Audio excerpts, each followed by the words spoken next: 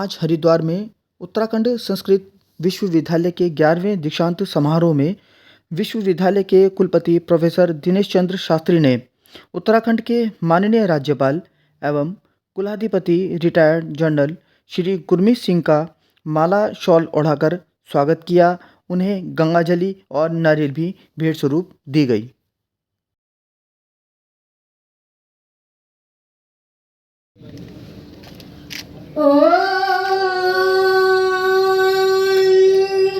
अग्निमीडे पुरोहितं यज्ञस्य देवमृत्विजं होते विश्वे देवानो अद्या स्वस्ते वैश्वानरो स्वस्तिनो रुद्रा भद्रंहसः स्वस्ति।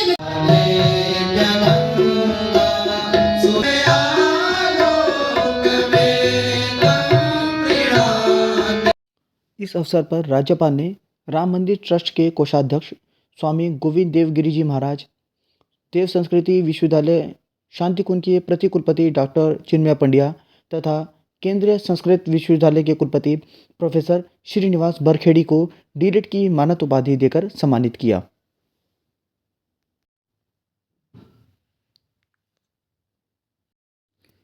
ग्यारहवें दीक्षांत समारोह में राज्यपाल ने 30 ग्रेजुएट और पोस्ट ग्रेजुएट छात्र छात्रों को गोल्ड मेडल देकर सम्मानित किया। साथ ही विश्वविद्यालय के विभिन्न विभागों के 21 छात्र छात्राओं को पीएचडी की उपाधि देकर सम्मानित किया।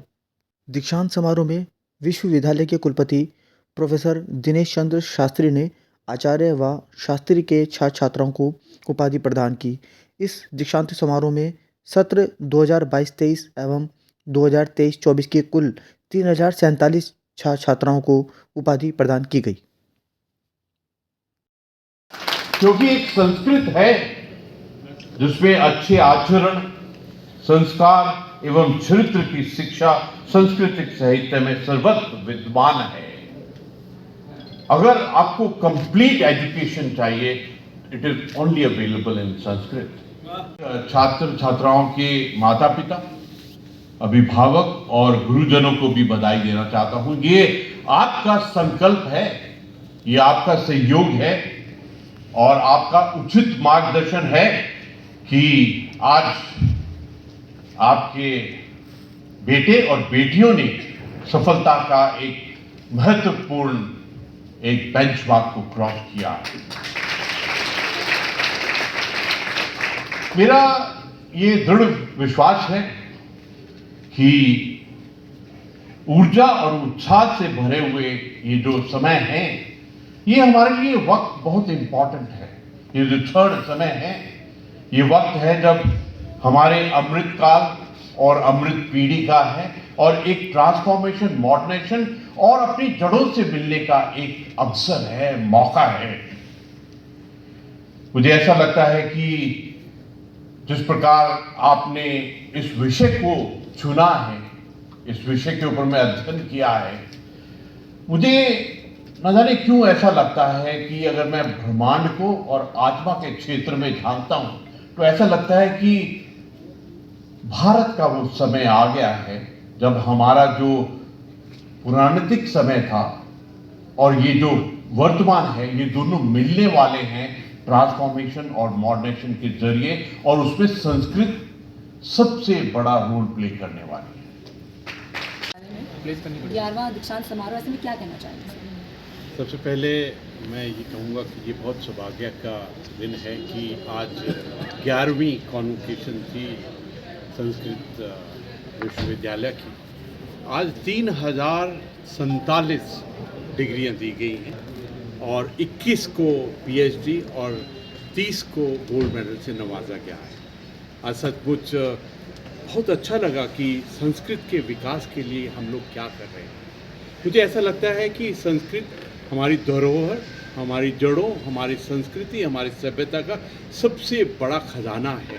आज पूरी दुनिया को संस्कृत की ज़रूरत है, क्योंकि ऐसा लगता है अगर संस्कृत और टेक्नोलॉजी मिल जाएंगे तो वो पूरे ब्रह्मांड के लिए, पूरी मानवता के लिए सॉल्यूशन और समाधान ढूंढने में बहुत ही मदद मिलेगी। आज जब हम संकल्प ले रहे थे कि इसके बाद में हमने क्या करना है, तो ऐसा लगा कि बहुत कार्य अभी बाकी हैं कि किस प्रकार हम अपना रिसर्च और शोध करें ताकि हम जो हमारी भारत का ज्ञान प्रणाली है, जो हमारी परंपराएं हैं, जो हमारे मूल्य हैं, उनको किस प्रकार आपस में उसके बारे में जागृत किया जाए।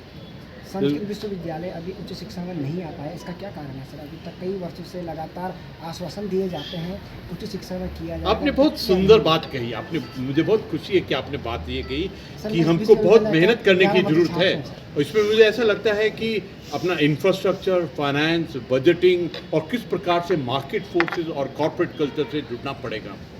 और मुझे ऐसा लगता है कि हमारे युवाओं में संस्कृत के विद्या के लिए बहुत एक जिज्ञासा है।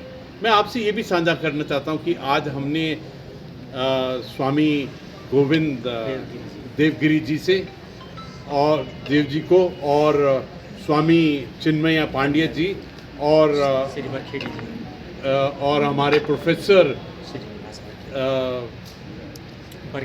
बरखेड़ी जी को आज हमने सम्मानित किया है, डी.लिट की उपाधि दी है। आज पूरे परिवार को बहुत अच्छा लगा कि इन्होंने संस्कृत के विकास के लिए इतना कार्य किया है। ये इनका जो मार्गदर्शन है, इन्होंने जो एनकरेजमेंट दी है, वो वही चीज़ है जो आपने कहा है कि हम सब भारतीयों की आत्मा में जिज्ञासा है कि किस प्रकार हम संस्कृत को पूरे विश्व में लेके जाएं। कभी कभी ऐसा लगता है कि अमेरिका में, वेस्टर्न वर्ल्ड के अंदर में, बाल्टिक कंट्री के अंदर में, जर्मनी के अंदर में संस्कृत का इतना विकास हुआ है।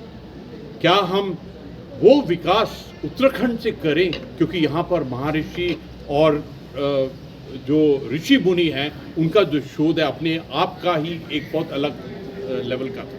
मुझे एक बात पक्का लगता है कि हमको इस क्षेत्र के अंदर में एक सोच विचार करना पड़ेगा कि संस्कृत का विकास पूरे ब्रह्मांड के लिए, पूरी मानवता के लिए, पूरे विश्व के लिए किस प्रकार किया जाए। पर एक बात पक्की है, वो दिशा शुरू हो चुकी है और मुझे पूर्ण विश्वास है जो आज मैंने युवाओं के अंदर में देखा है कि उनके अंदर में ये है कि संस्कृत को किस प्रकार एक अलग ही दर्जे पर ले जाना है। और ये हर एक उत्तराखंडी के लिए, हर एक भारतीय के लिए एक चुनौती है कि किस प्रकार हम संस्कृत का विकास करें ताकि पूरी दुनिया को जो हमारे प्राचीन काल से हमारी इतनी विद्या, ज्ञान और भंडार था, उसको पूरे मानवता के साथ में किस प्रकार साझा करें।